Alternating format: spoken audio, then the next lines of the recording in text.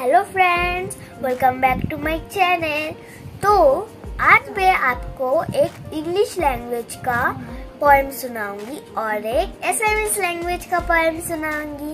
ये साथ शेयर करना चाहती हूँ और मैं भी देखूंगी। तो आप लोग इस वीडियो को ज्यादा से ज्यादा सब्सक्राइब करना, थम्स अप करना, मतलब कि like.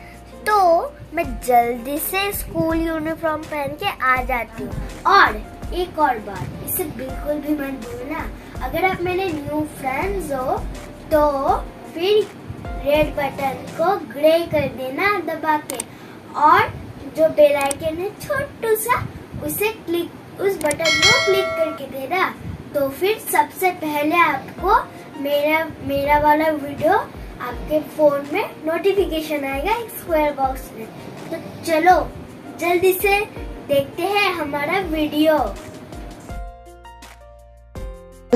Class 2B. Today I am going to recite the poem. How many seconds in a minute? How many seconds in a minute? 60 and no more in it. How many minutes in an hour? 60 for sun and shower. How many hours in a day? 24 for work and play. How many days in a week? 7 both to hear and speak. How many weeks in a month? 4 as the sweet moon run. How many months in a year? 12 done minute next year.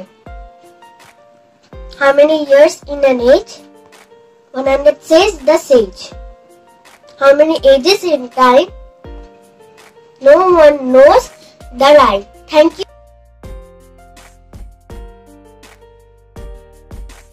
আজি মই এটা কবিতা কবলৈ গৈ আছো।